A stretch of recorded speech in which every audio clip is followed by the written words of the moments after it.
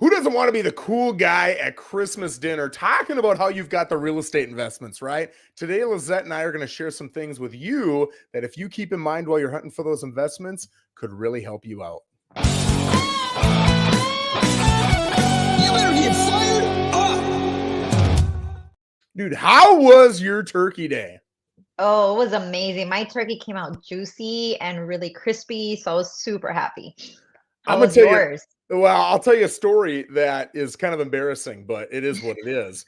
I've made the turkey every single year, right? And I put a lot of effort into really like pulling the skin away and getting the butter in there. And I get the seasoned butter and it's all fresh herbs. And I'll take a clove of, or a head of garlic and cut it all up and I get it inside. And then I put butter all around. I did all that, right? Probably 45 minutes of prep for this doggone bird. I stick it in the oven. It comes out. I start cutting it and I'm like, why is this not cutting right? It just doesn't feel right.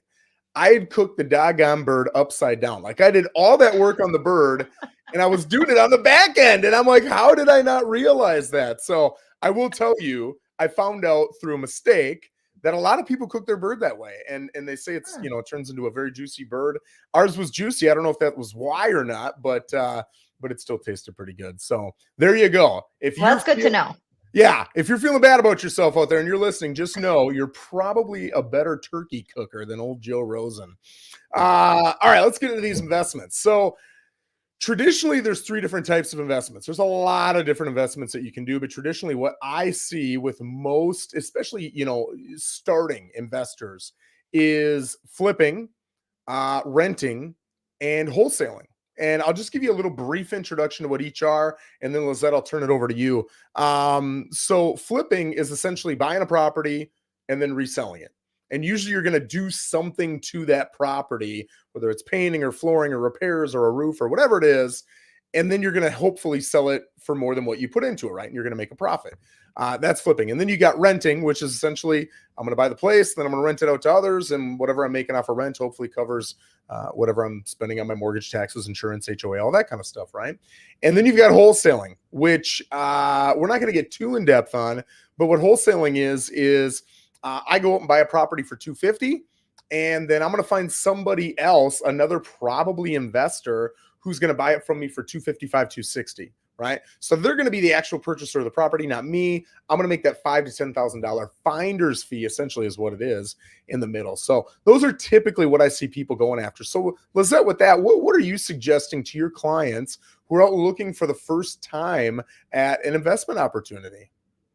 So just, if you're fresh and thinking of getting started in investing up in property and want to get the whole process started, there's three things I would really recommend to get your process started. Would be first, consider the location.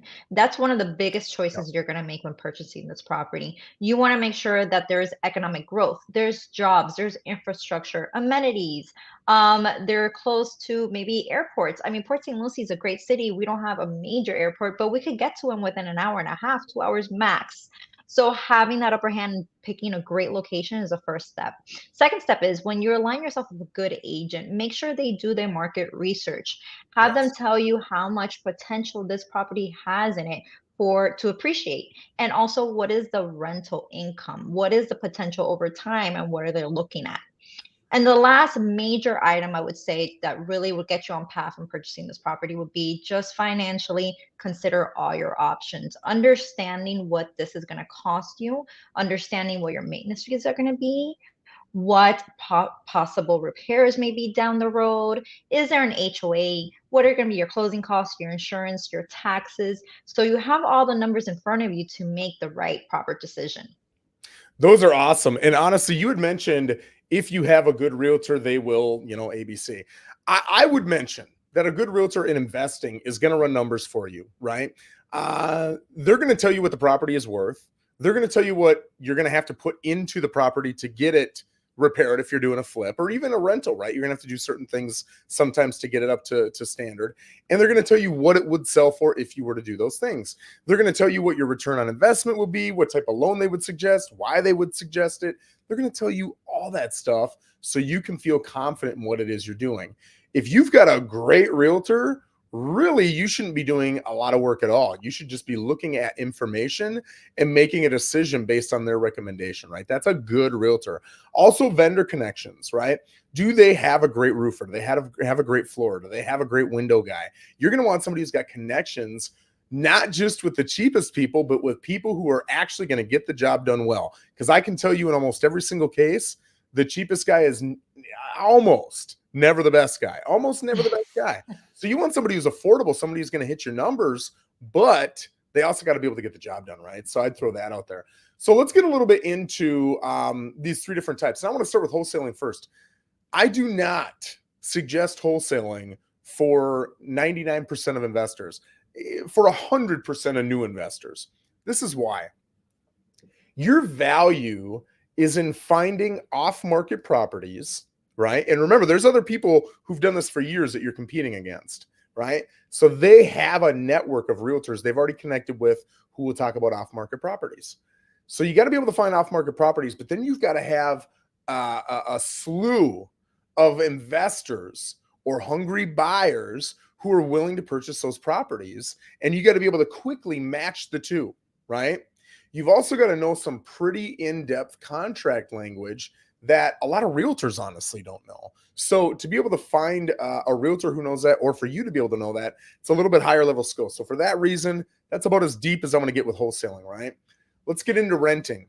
With renting, we always had a couple goals with renting. Number one, we wanted to cash flow at $200 a month. We're not looking to make $1,000 a month or $2,000 a month. We're looking to make $200 a month. And you might say, well, Joe, if we pay cash, we're going to make all that money. That's true. But the second thing we're trying to do is hit a minimum ROI, right? A return on our investment. So you've kind of got that tug and pull, right? Of, man, if I put all cash in or a lot of cash, then I've got a lot of cash in there. My return as a percentage of my investment is going to be pretty small, right? So then the thought is, okay, well then just get heavy loan and don't put anything in. Okay, that's great too. That will make your return on investment really high. But what that does is it makes your cash flow low because now you've got a lot of monthly payments due to that underlying mortgage, right? So it's kind of finding that happy place where for us, we could make a couple $100 a month, enough to cover most of our maintenance and expenses and everything else. But we're also getting a solid return on our investment. So for us, I knew I could be in stocks and make 8 to 12%, and it was liquid and it was easy. Real estate's a lot more in depth, a lot more work. So for me, I need to know at a minimum, I'm making 12% return on my investment. So if I'm putting $30,000 down, just as an example, I need to know that every year I'm making 12% of that in profits. So 12% will be $3,600. So my $200 a month is $2,400.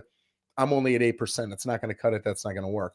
If I can make $3,600 after all my expenses, now I'm happy, right? So if you want to get more in depth, I don't want to bore the crap out of everybody. If you want to get depth on that, Lisette's laughing because I always do it. I've got all kinds of Excel calculators. Let me know. I'll give them to you. I'll teach you how to use them. I'll help you with 1 or 2 purchases, and then you can go out on your own and do your own thing. You want help, great. If you don't, great. But I'll give you the tools, right? Now, flips, in my opinion, are a little bit easier. This is my opinion. I mean, everybody's got their thing that they like. What you've really got to be good at is getting rid of all your emotions, looking at what it is you would do to the property and what it would be worth at the end of doing it all, and then just working the numbers backwards, right? So you've got to have the purchasing costs, the selling costs, the holding costs with whatever type of mortgage you've got, if you've got a mortgage, all the costs to get it up and running, right? Maybe you're going to put flooring in, roof in, whatever. And then you got to put profit in there. And I'll tell you, most flippers are looking to make $20,000, $30,000, right? Some are making less, usually by mistake, not because they're trying to cut their margins. And every once in a while, you'll hear of somebody making more than that. But I'll tell you, the overwhelming majority of flippers are making $20,000, $30,000 a flip, right? So now you're working that number backwards. You find, okay, if I can get it for this, I can make my 20, 30 grand. I can pay for all these things I need to pay for. I got buying costs, I got selling costs, and I can sell it at that number. Okay, I'm comfortable. And that's the offer, right? I'll tell you, a lot of the investors that I've worked with don't do a lot of negotiating because their offer already sucks, right? Because they see all that has to go into it more than a seller's really thinking about. And so they present it and they'll show all their numbers, which that's your realtor's job. And now if the offer gets accepted, all the numbers are crunched out. I make money. And if you negotiate 10, 15, 20 grand as a seller, it's a no-go because I either can't get these things done, which won't allow me to sell for that number, or I'm not making any profit and it's just not worth it. Thank you, but no thank you. You're generally going to have to submit a significant amount of offers. I'm talking 30 to 50 offers to get one accepted. But again, if you're a flipper, what do you care what property it is? You're not, a husband and a wife with 2 kids worried about whether it's got a fully fenced yard or a pool in the back. You don't care. All you care about is, do the numbers work based on what the property would be worth or no? And that's it. And again, if you guys want any of that education, you want a separate class, I've done a few videos on it. I got calculators. Let me know and I'm happy to walk you through it. Lissette, close us out. What other thoughts do you have for investors who are looking at any one of those styles of investments to enhance their portfolio? Two most important things is getting your numbers right and aligning yourself with a good realtor that also knows the market. You could be an investor from Miami, from Orlando, from New York, from Good anywhere. point. But if you have a local realtor that knows these vendors, knows these contractors, title companies, can get you to the closing table with the right numbers, that's the biggest asset you could have on your side. Yep, beautifully said. I appreciate that. Guys, if you are thinking about investing, feel free to reach out to Lissette or myself. We'd be more than happy to walk you through a lot of the stuff. We both have quite a bit of experience with this, both as investors and as realtors. And honestly, we just want to see you succeed, right? So thank you very much for joining us. Hope you all had a great Thanksgiving, and we'll talk to you next time.